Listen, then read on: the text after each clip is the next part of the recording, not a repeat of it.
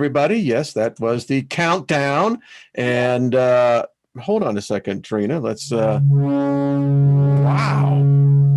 You know, if you got headphones on, that would really, I mean, it puts your brain into this. Yeah. Do you get the frequency?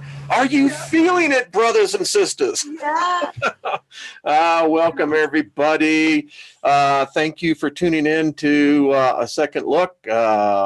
You know me, that is Trina, the co-host, and we just invoke favor upon you before we get started.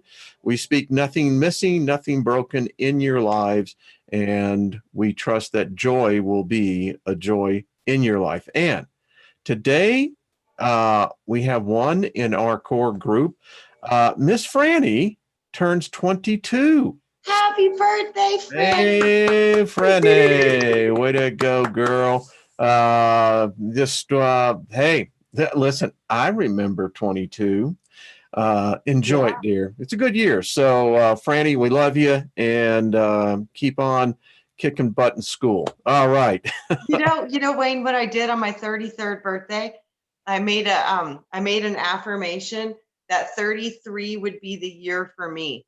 And I went into manifestation mode. I manifested a house. I manifested like $32,000 overnight. I was manifesting like all this crazy, beautiful stuff. It was wild. Yeah, 33 is the year for me. And boy, it worked. So is there anything, you know, as you continue to advance past that 33, I mean, can you go like 44 and a whole lot more, 55, and I'm going to drive, 66, it is a kick, 77, hey, there's a lot more to heaven. Yep. You know, 88, I figured out. Isn't it great? 99, my sign is bye-bye. Right on, there you go. I like it. See, and even the dogs agree with us. So I love that. Hey, you know, and it's so true. You know, I love that. They say right now, Wayne, pardon me, because I'm telling you, this one right here has been so vocal over the past 48 hours. I don't know what's going on with her. She won't stop talking. You know, I had this interesting thought. You know, I get up early, but on Ben Davidson over at Suspicious Observers, you know, Ben has a couple of great movies on the Catastrophe series. And I'm going to do a show Thursday night on my radio show about this. And I'm going to bring out the fact that the CIA has been covering this up for over 50 years. The United States government has known this. Now all the governments know this. We are headlong into a magnetic pole reversal. Yep. Interesting fact, Trina, the anomalies that we can pick up now, we got the satellites, guess what they're picking up? That I can tell you this, folks, 3 years ago, it was not, we knew that it was very weak. They're picking up where the new poles are going to be, the South Atlantic anomaly. It's now showing up in the magnetographs of the planet. Wow, where's it going to be? Well, we know that eventually North and South Pole will be, North will be outside Brazil, where the South Atlantic magnetic anomaly is. And the other pole is going to be probably Indonesia, where it looks like it's going to end up. And so think about this. Right now, technically, the Earth has 3 poles. Yeah. Isn't that crazy? And I think, and we wonder why we feel so weird. Our brains are magnetic. Everything, it's just like all the animals beaching themselves and stuff because they're losing their sense of direction. And here's the thing. We think that this is a recent phenomenon, but folks, evidence shows that this started at the turn of the new century. And we've done this before. This is a cycle. This has happened before. Yeah, well, you know, every time it's happened before, it's wiped us out. Yep. Yeah. Yep. So, I agree with what Ben is saying. I think it's now going to start accelerating. The Schumann resonance has been warning us about this. Yeah, Now it's off the charts, it is. and this is all. And you're right. Animals migration paths are off. Mhm, It's all because we're about to, and we are going most likely, if you stay alive for the next 20 years, mhm. it's going to get well. Tense. Yeah, there's a good word for it. Yeah. So anyway, that's what an opener that is, eh? Little Yeah. truth bombs Yeah, just let's see. dropping. Let's make us feel really positive, Steiger. Okay. I think this is wonderful because, like I said, I am such an optimist, but I was born to be that. That was like what I came in to sign up for, was to always see a bigger, and the Lord would always tell me, He's like, you came to do something new, something that had never been done before. So maybe that would be that we could, because most of these pole flips, I think, Wayne, I think they happened within 24 to 36 hours. They were like wham. I think we've guided this thing and we're affecting this pole shift. I think we're affecting more than we could possibly imagine. And maybe we're going to get through this one and do things different. I hope that's so. Um, it's going to get interesting. I know this. We are electromagnetic beings. Our Yeah. heart puts out what we call an EKG. It's electroencephalogram. The brain, you can do an EEG. Yep. So When I'm, are they going to hook up our stomach? I want to see that one. ooh, I got something on our topic that will bring that into focus. Yeah, because people don't think about it. That is actually in the ancient Hebraic belief is where the spirit lives. You know why? I think so. Because in the stomach is what transmute energy. Yes. And it also, when you get that gut feeling, that's when you have knowing. Yes, There's no yes. emotion. There's no emotion in it. It is pure, absolute knowing. And that knowing is that gut, It's that, and we Yeah, get I the always idiom. say that's where the God is inside of you. It's the gut. The mental monkey mind can mess you up. Your emotions can Get that misguide damn monkey you. away. Yeah, but the gut, oh, that gut, it's never been wrong for me. We're Never. going to talk about that in depth. Yeah. So, you think about this, and we are going to be and will even be more so. My concern, and I'll just put it on the record here. My concern is that Go ahead. that's exactly right, baby. That I think it's going to drive the greater portion of our species nuts. Yes, I think it has been, and I think that's why we've seen this massive increase in depression, all these mental imbalances that we're seeing in humanity. I mean, so many people now are on drugs because they don't feel balanced. And Oh, it is this magnetic field. I know it is a huge part of it. And if people could realize that a better option than the drugs is through food, sunshine, breath, grounding, these things will balance these energies out faster than any chemical, because your internal pharmacy is so wise and it's so divine, but you must invoke it and you must activate it and you must give your body what it needs to help it go through these changes. Because I think these changes are profound. I think they're profound. And I guess the thing that I look, it's on a mass scale. Humanity, it seems to me, on a mass scale, is completely oblivious. They don't care. I mean, they don't care. Where I live in the Denver area, it's becoming so violent. There are shootings. There are. It's that the stories you hear that other people, what we're people are doing to people, I don't, you want to go up to each one of them and say, there's a better way. Yeah, but when I look at it, Wayne, I'm like, everybody's soul evolution is on a different level in a different position.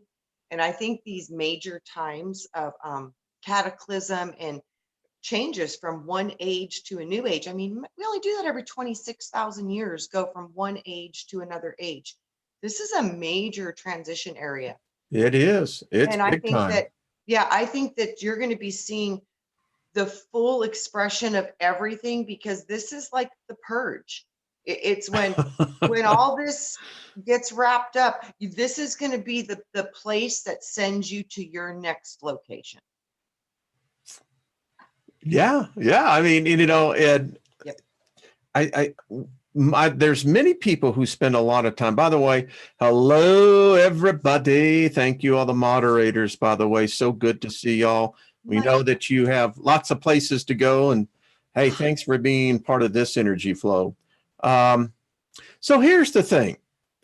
And this has been a pursuit of mine. It's been decades of the pursuit of what is my soul? And more importantly, where does my soul reside? Mhm. And there's a lot of different ideas, a lot of different beliefs. And I thought, Trina, what we would do to start this off, I put together a little PowerPoint presentation. I do that. Yeah. You do. Yeah, it's just, kind of my way. And let me get in here into the full screen. And I also got the Yellow Submarine in my head.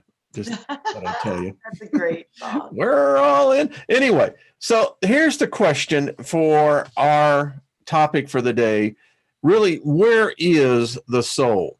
And, when we've all remembered this, I mean, when I was a kid, this is kind of where you learned basic anatomy, before you hit kindergarten. And Operation. Operation, exactly. I remember that. And isn't it odd Yeah. how Yep. exactly, Yep. so the soul was indicated to be the heart. Now, I went out and I found some interesting information on the soul, because, by the way, there's a lot of beliefs in humanity that shows that, the belief in the soul is one that comes in, it goes out, and it comes in. So it said that soul, or the Atman, credited with the ability to enliven the body, was located by ancient Atonists and philosophers to be in the lungs or heart, or in the pineal gland, in general in the brain. When the deeper parts of the brain came within reach of neurosurgeons, the brain stem proved exceptionally delicate and vulnerable. The concept of brain death after irreversible damage to it has made all of us aware of the cocktail of brain soup and sparks in the brain system, so necessary for life. If there be a soul, and each of us, surely it is enshrined here. What say you, Trina? I have asked that question because I didn't know for the longest time that soul and spirit were different. I had them packaged in one grouping. And then as I got older, I started to realize that they were very different parts of my being. And then I started asking, oh, well, what are the differences between the two? And in the simple, because like I said, God tries to show me simple. So he showed me soul was the feminine and spirit was the masculine.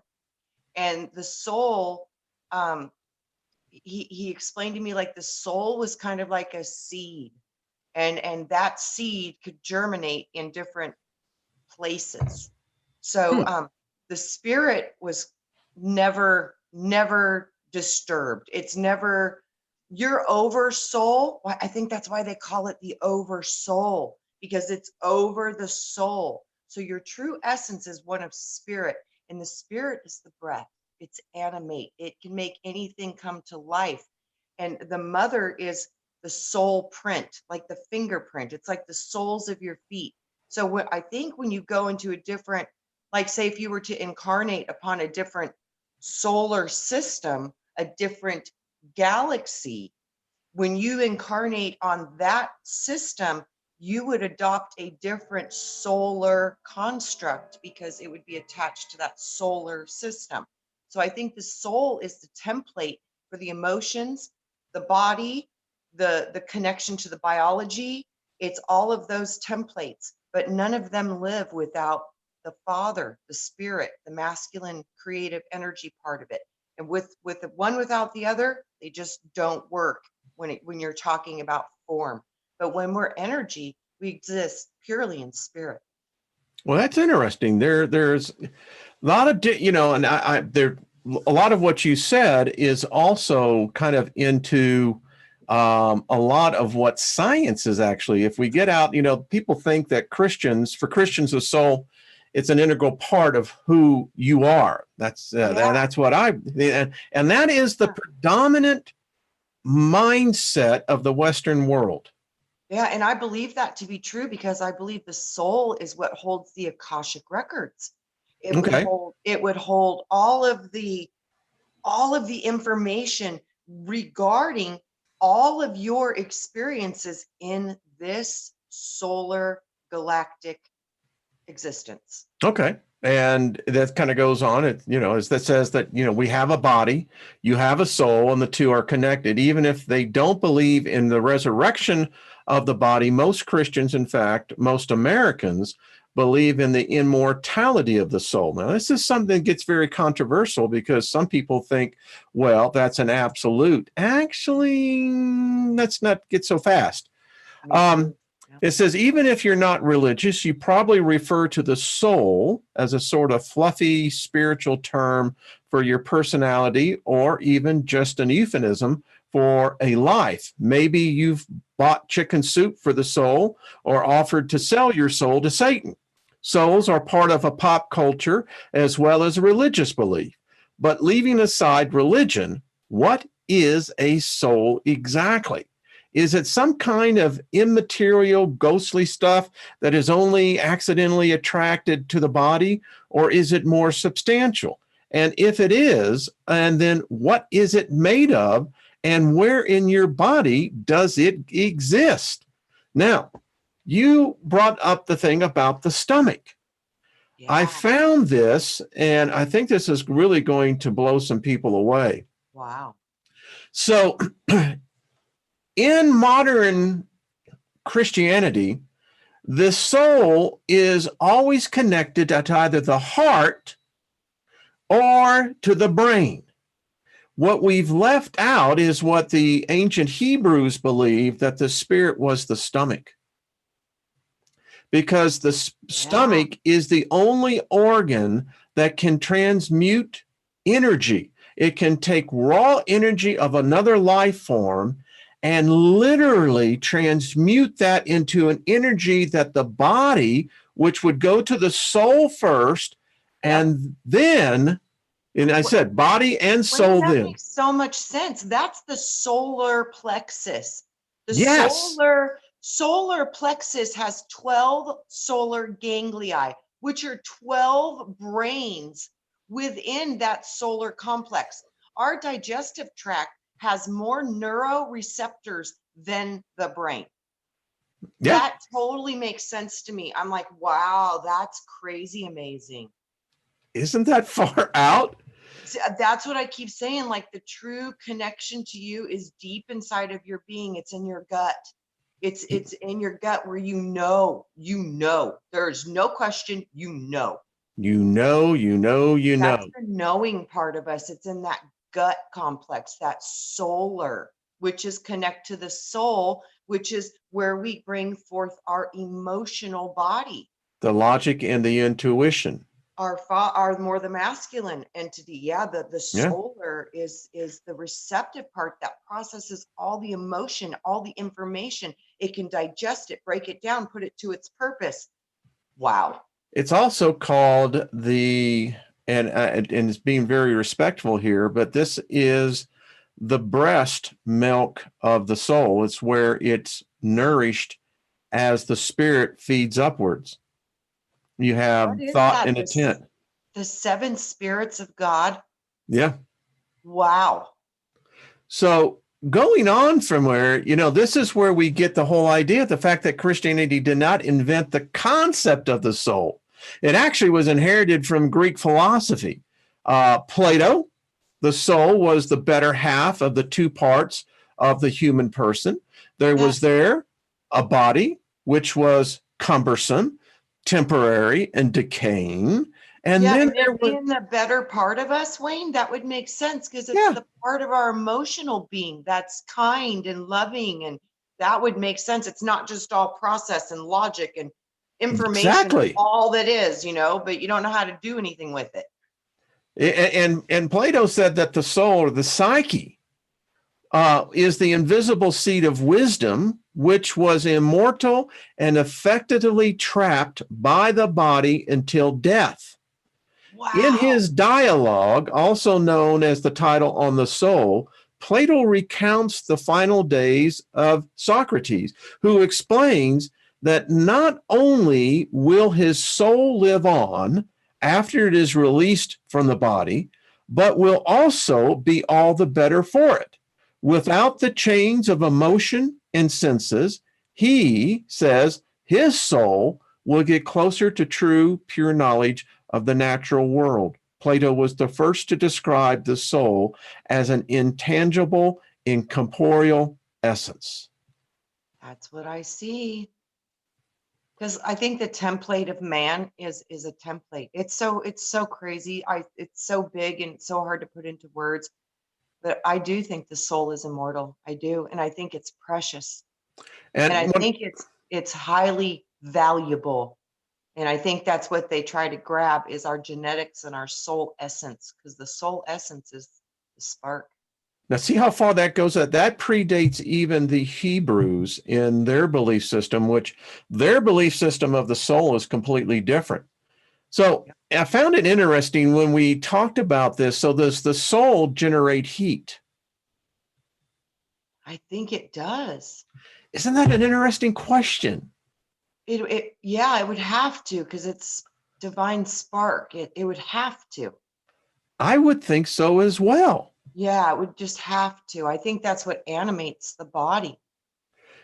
Exactly. Soul and spirit. Yeah, once soul and spirit, once that connection is broken, it's done. Game over. It's so interesting how you put that, because, it lends right in perfectly to where you go back and you study this. So the Egyptians had their thought that it was found in the heart, that the soul, and the tomb pinchers from around 2000 BC, before the Common Era, show the god Anubis weighing the soul-laden heart against the feather of truth. In 1515, Leonardo da Vinci was denounced as a sorcerer for attempting to find the soul by dissecting the brain, following the belief of the time that it existed in the center of the head. Yep. So isn't that the third eye? Yeah, the pineal gland. Yeah. Yeah, he was trying to figure out the third eye thing. Yep, he was. He was a very wise man, way ahead of his time, man. That guy way ahead. Yeah, way ahead of his time. I mean, could you imagine being able to do some time travel backwards and, well, first of all, we'd have to learn Latin all over, but yeah. All right. So it says that some believers claim that the soul is an insubstantial entity, diversely labeled by Cambridge philosopher Gilbert Ryle as the ghost in the machine.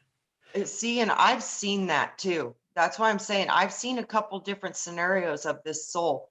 And what I'm seeing is like this soul that's in this body that's attached to this construct, it's like throw it in the dumpster when it's done, just like the body. The over soul is, I think, the true thing. And it's just like, there's dolls within dolls within dolls. You got to go up to the top of your being. And you're going to have to go through layers to get to it. So that brings up the question then, how tangible, substantial is the soul? And oddly enough, this has been so many times misquoted, but it was in 1907 that the American doctor Duncan McDougall concluded from his research that the soul, if it exists, must weigh, he said it has to weigh something. So he was the one who went through during the plague of the early 20th century of tuberculosis. It was a death sentence if you got it back in the early 1900s. Anyway, he meticulously weighed many, many corpses at the moment of their death and came to find that there was a commonality, 21 grams. Yep. I totally believe that. 100%. 21 grams. You feel a body when it has life in it versus when it's not alive. You can feel something very vital is gone. And you can, it would have to have weight and substance and energy and frequency. And that body, when the spirit and the soul leave the body, it literally is like just a rock. It's like just a rock. It's not even that person at all anymore. It's completely turned back into the material world. Has no spirit. It said, you begin after you research this a while, begin to see that the soul, in this case, the Spiritual Science Research Foundation, they said that the soul is, and they state right here, is the God principle within each of us. And they go through and I think in this case, is it what, 5, 1, 2, 3, 4, 5, 6, 7, of what the body and the soul, how they're integrated.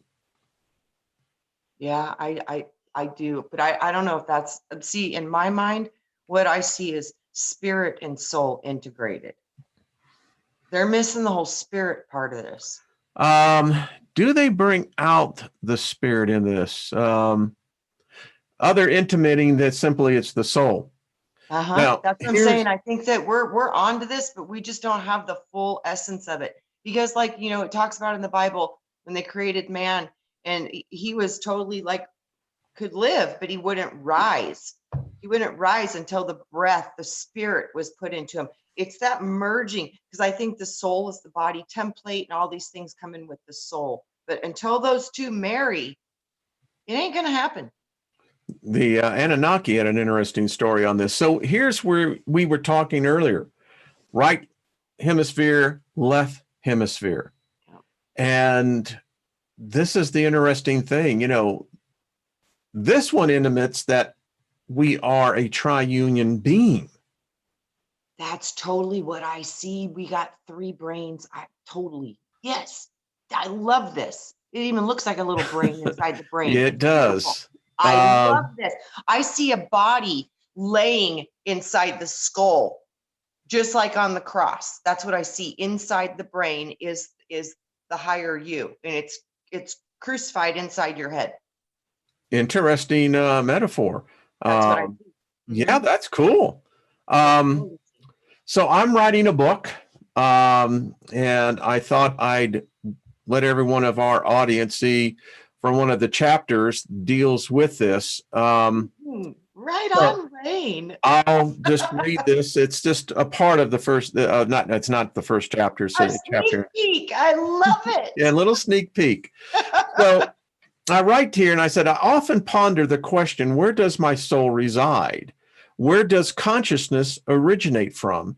Where does my thoughts come from? And where is it in my body? Is it in my brain? Is there a place within the body that mankind has not discovered that does hold the spirit? And after a great deal of time meditating on the possibilities, I am becoming more convinced of a possible reality. We're not really here at all. Medical science has shown that at death, the body loses about 21 grams of weight. Some speculate that this is evidence of the existence of a soul or spirit leaving a body. Regardless if this is or is not evidence, it does at least show something is departing the physical body. The more I think about where is my soul, where do my thoughts come from, the more I'm becoming aware of a possible answer to this question. And it is simply this: the actual me, the one within thinking all the time, is not actually here on earth and never has been. If you stop and think about yourself, ask yourself where your thoughts originate from. What part of the body does your consciousness actually reside in? And explain how consciousness can sleep. Can you, or are you even willing to be honest with yourself to dig deep as to the answers? Most people that I meet cannot and will not stop to consider the questions, much less an honest answer. Do you want to know why? I'll tell you why. Because it scares the hell out of you to have and even to consider your life is nothing more than the real you is experimenting with you. Yes. That's brilliant. I am becoming more convinced no actual spirits actually exist here on this planet we are told is called Earth, but there is no evidence to prove how this came about. In fact, this would help explain much of the time distortion effects we experience quite often. Everyone does, rather you call it lost memories, deja vu, missing time, or whatever term you apply, we all experience such effects. And the reason may be that there are glitches in the program, or it is a normal process of being connected. Stop and consider who is speaking on the inside of you. Why does it seem that there is someone greater than yourself inside your thoughts? Why do we have conversations with ourselves, and to whom are we speaking to? Is it just yourself within your thoughts, or is there someone else who is actually, quote unquote, in control of this thing we call reality? Have you purposely focused on how the sleep process unfolds? And why is it necessary for us to sleep? Where does our consciousness go? Is there an exchange? Is there a departure of the master consciousness to some other place? When you observe what is actually taking place when we sleep, there is a clear disconnecting taking place. But why?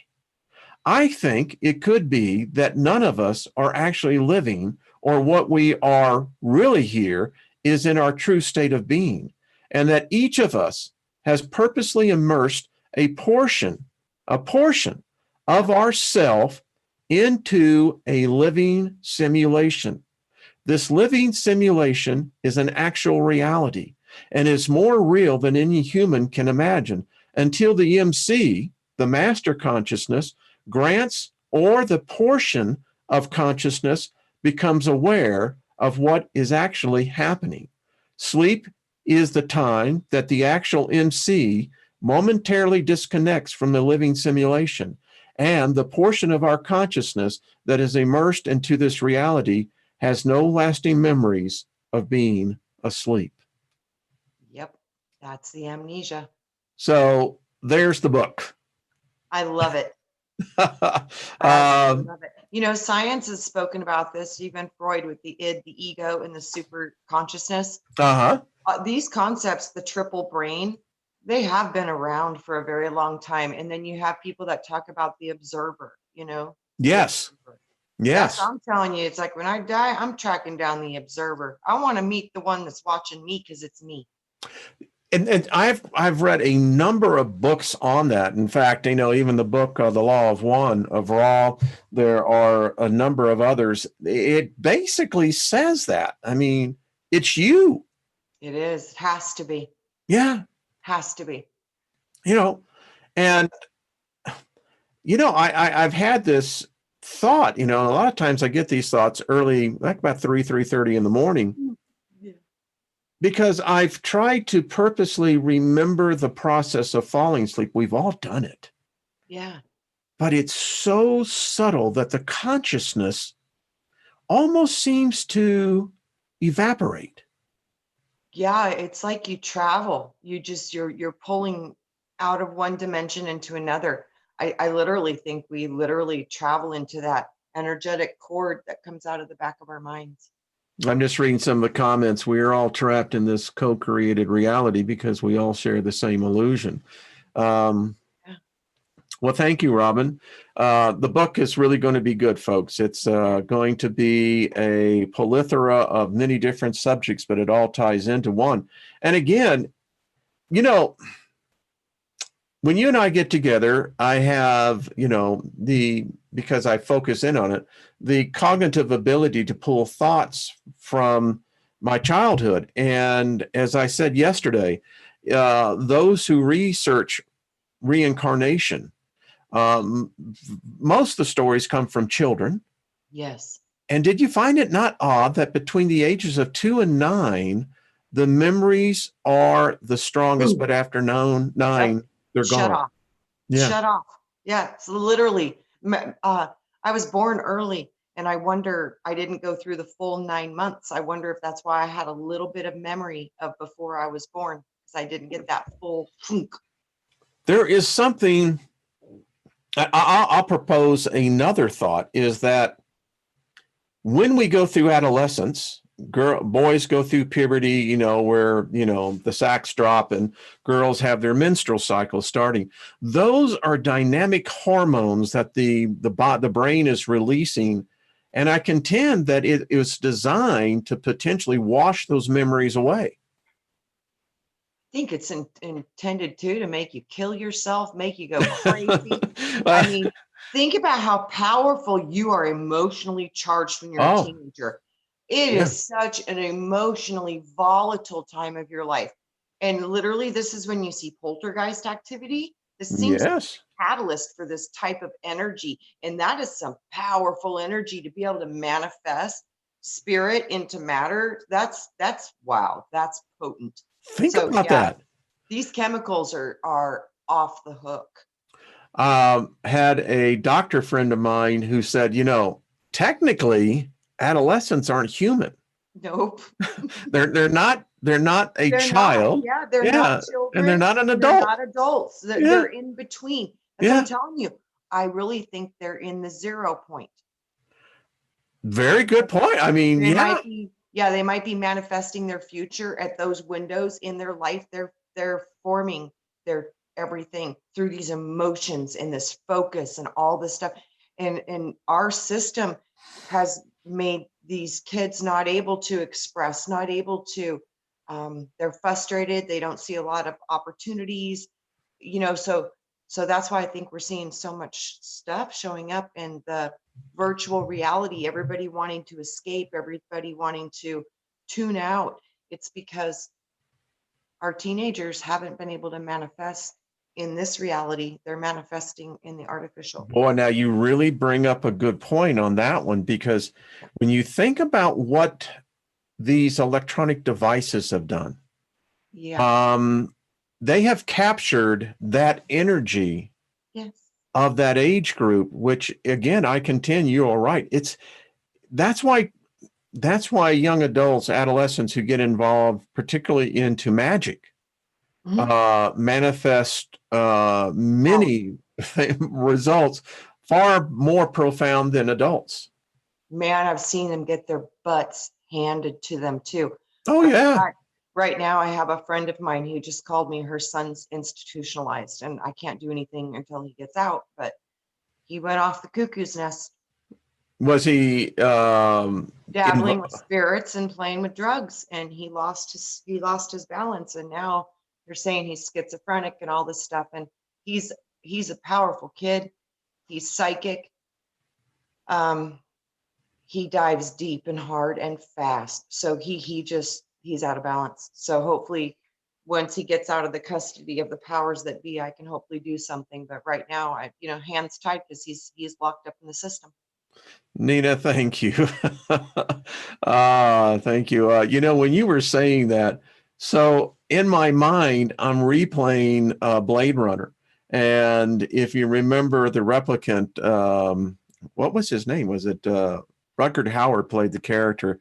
But he said the famous quote, "That which shines twice as bright burns out twice as fast."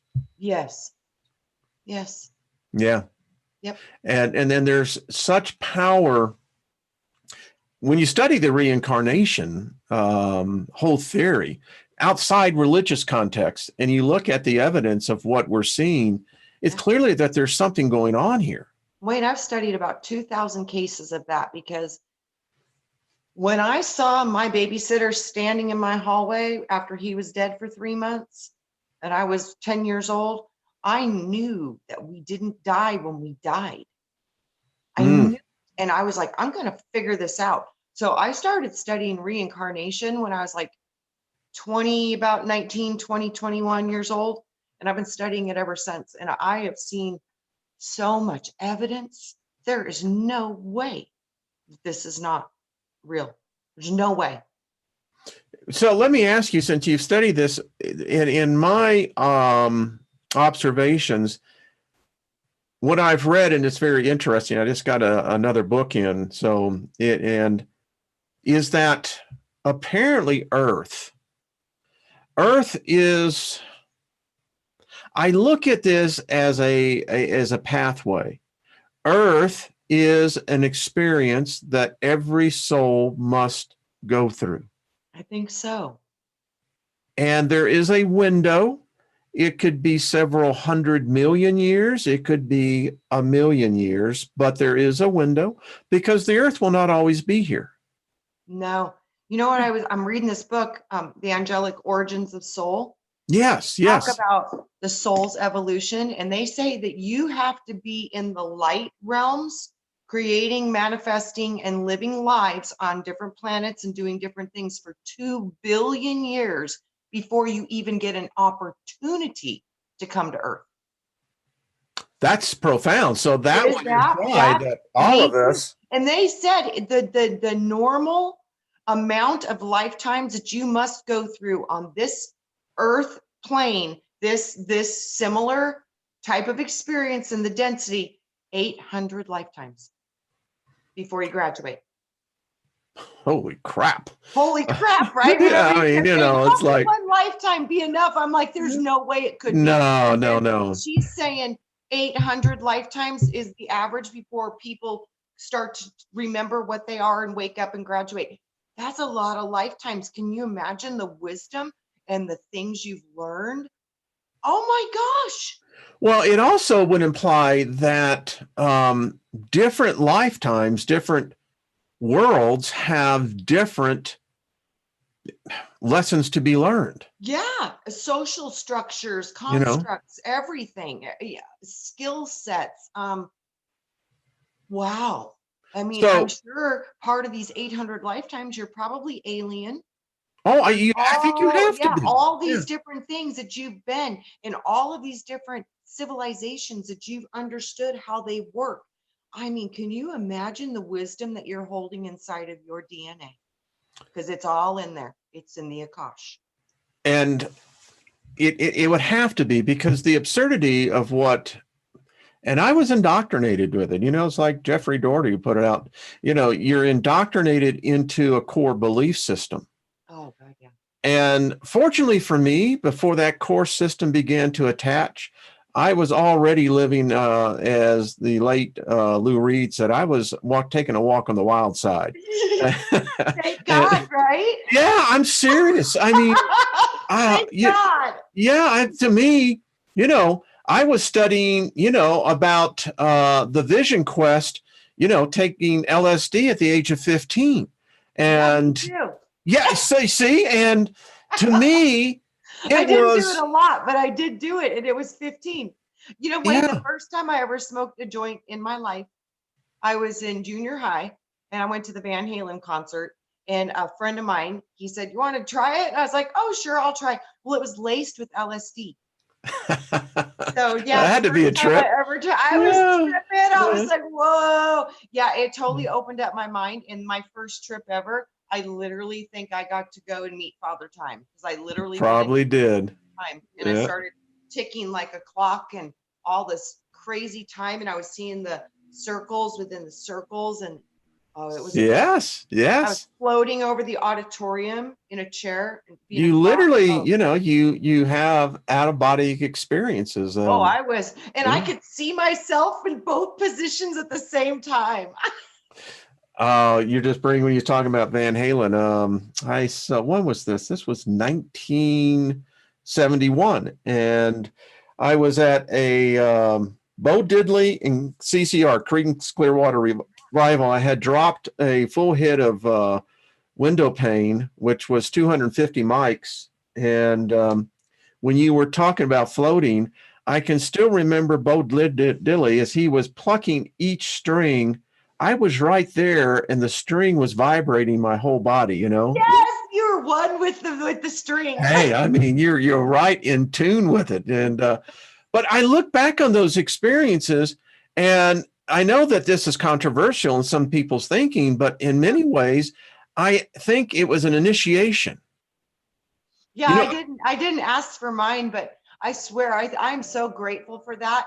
And yeah, it's my first time I ever smoked cannabis. It was laced with LSD. So I think anytime now I get exposed to that, it induces higher mind stimulus. it does. It That's my does. first program. You know what I mean?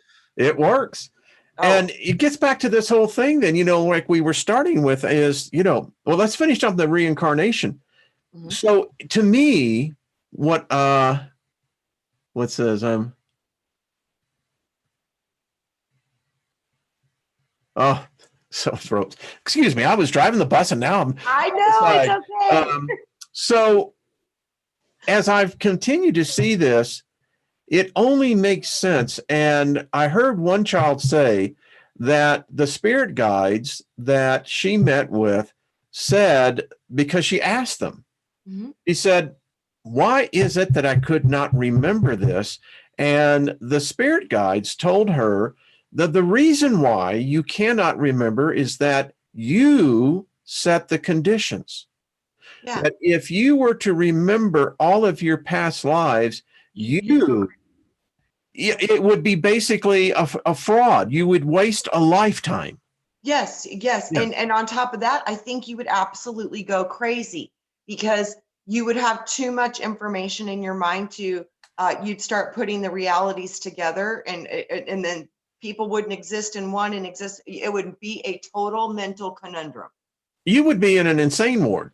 Yes, Yeah. absolutely. That's why I think when You'd be, you blah, blah, blah, go blah, into yeah, that's why I think Yeah. when you go into past life regression and stuff, you get to see these lifetimes, but you only get to see moments, pieces, because that's all you can process. You don't want all of those past lifetimes in your consciousness because you can't focus on this lifetime, which is the most important in the now moment because you're in it. As you were just saying, I guess this has been 3 years ago. I had to go in for an endoscopy where they put the camera down your throat and the whole bit. And true story, my wife will tell you she was there because the doctor had to come out and get her anyway. They started hitting me up with the normal type of drugs that get people to relax and, general anesthesia. And interesting thing about how the body and the soul, even in moments of forced unconsciousness, still have a presence. So apparently the doctor was trying to put this camera down my throat. Some in a past lifetime, I must have choked to death Yep. because my body Wouldn't do it. immediately, well, it grabbed him. Yep. So he had the assistant there try to restrain me. She couldn't do it. Then they got the anesthesiologist that was walking by, and he was apparently a pretty big dude. He Mhm. came in. True story. It took 5 of them to Yeah. subdue me. And by that point, the doctor said, I ain't touching this dude. We're going to have to really knock him out.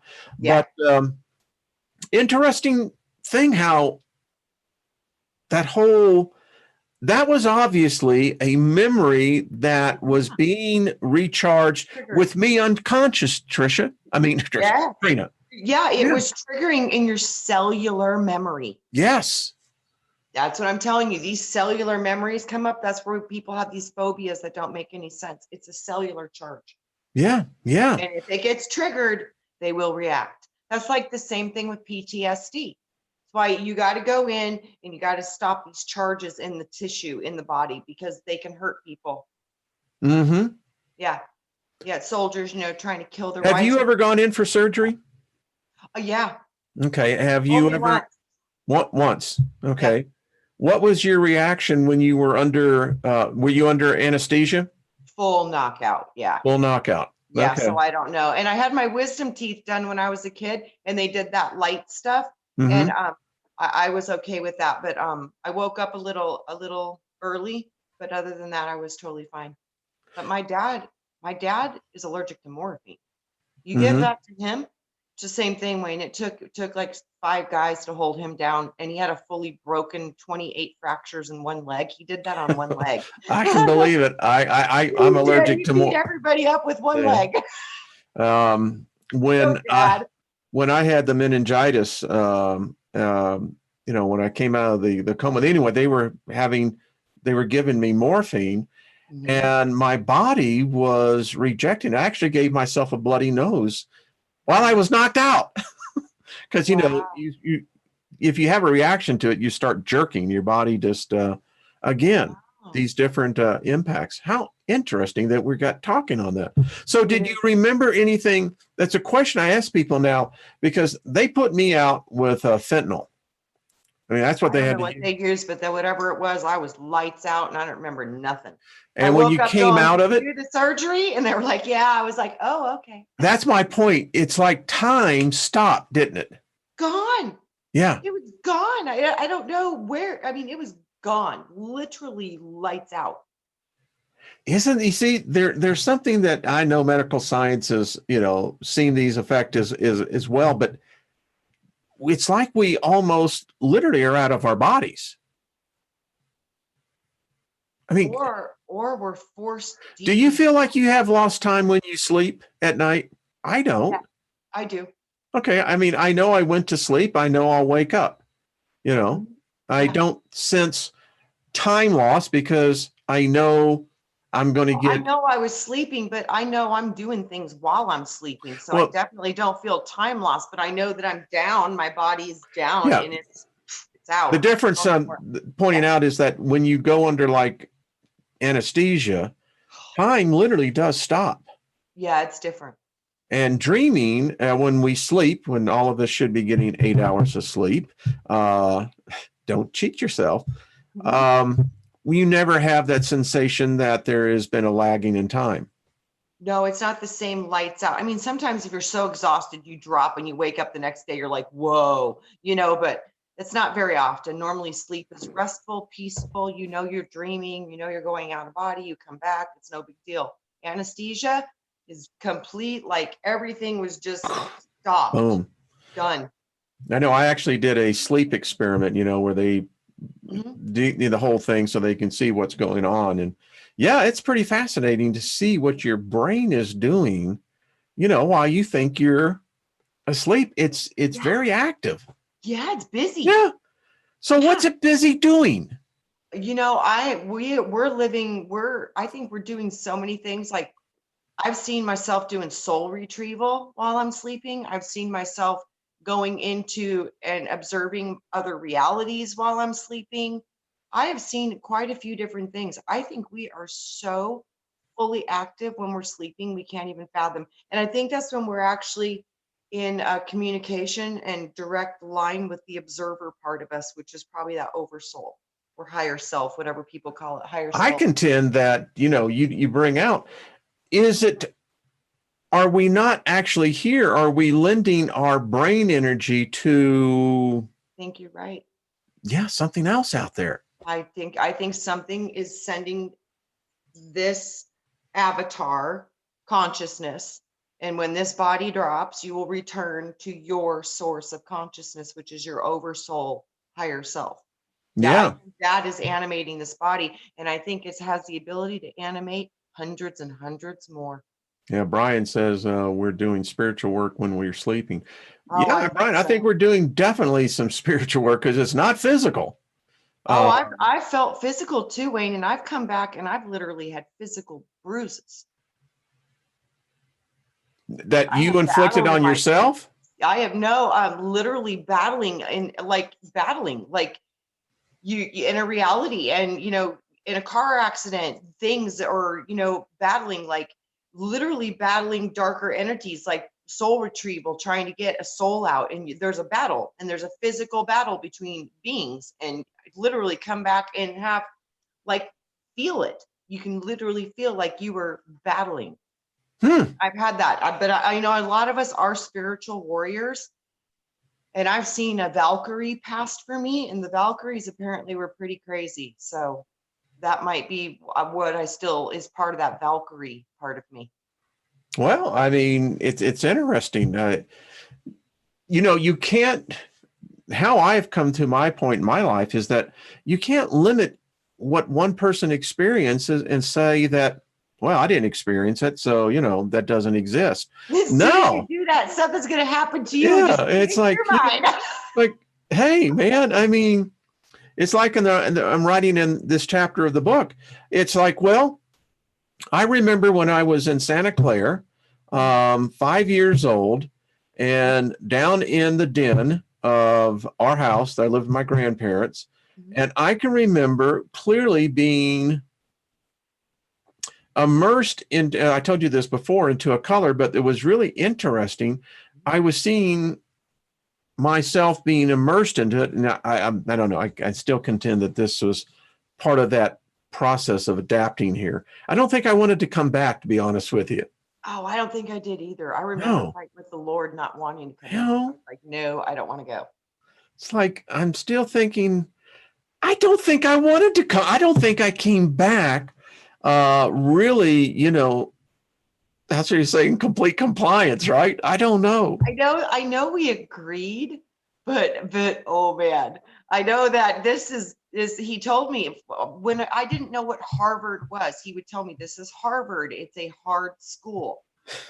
So then when I got No older and I kidding. understood there was a real school named Harvard and it was one of the hardest schools ever to go to, I was like, wow, that's what he meant. This is Harvard. This is the hardest school you can sign up for.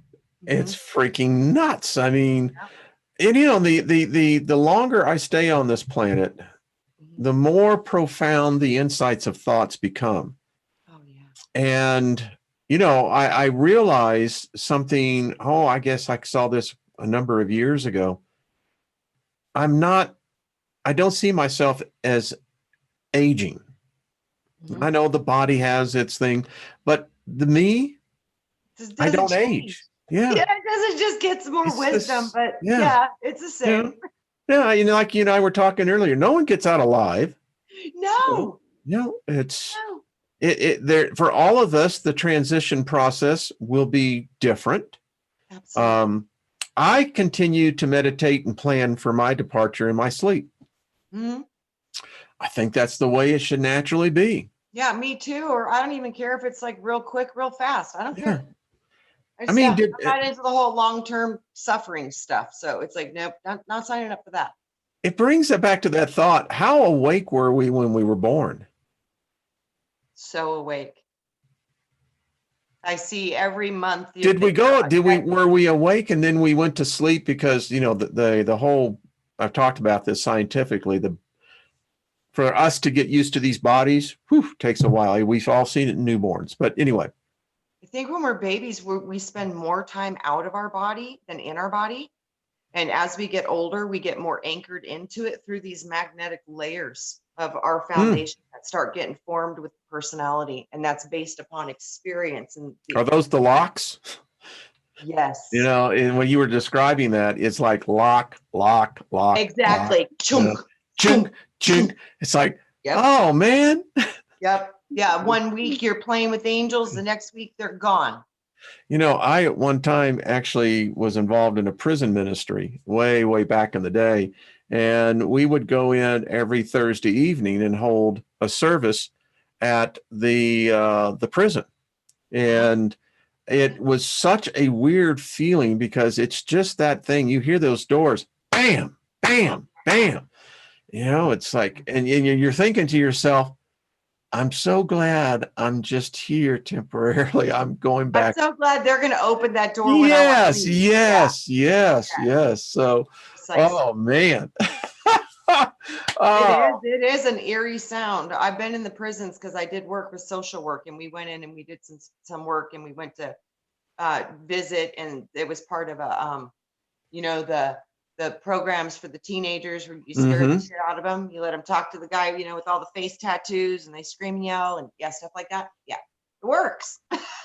Yeah, I bet it does. I For bet it some of does. these kids, it really does work. For some, it doesn't. But for For many, some, it does. Yeah. And others, again, it gets back into what was the soul? What was their purpose here? I contend that those that commit crimes, they're fulfilling something. Don't ask me what. I I think don't know.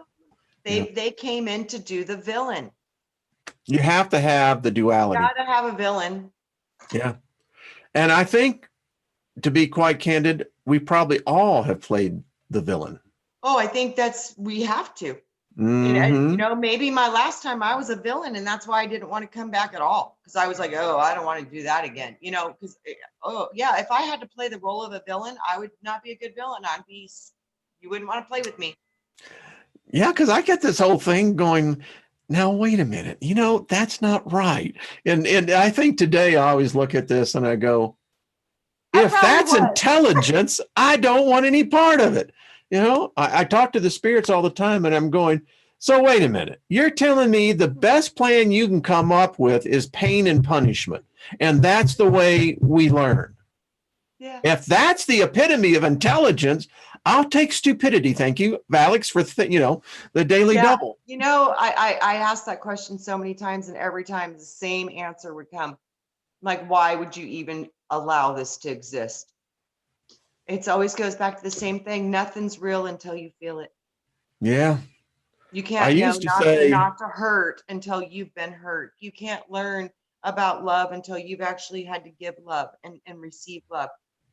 There's so much to this experience through separation, because I don't think there's many places where you actually get completely cut off from source other than dimensions like these. Yeah. Well, I used to say, to the creator, Lucy, you got some explaining to do. Yeah, I did too. Yeah. I'm like, oh, we are going to This is not what you said. Well, our hours, man, gone. Holy moly. Yeah. We didn't even hear the bells chime. The bells didn't chime. They did, but we didn't even hear it. Wow. That was intense. Yeah, I was like, that is odd. Well, thank you, everyone. What an hour. Fascinating conversation, Trina. Fascinating. It's so fascinating. We are so fascinating, and we're just starting to remember how fascinating we really are. Yeah. It gets better. Well, you want to take us out, everyone? We'll see y'all later. I'll let her take us out. See you next week as well. I just say much love to you all. Thank you all for being a part of this journey. We learn as much from you as you guys are learning from us.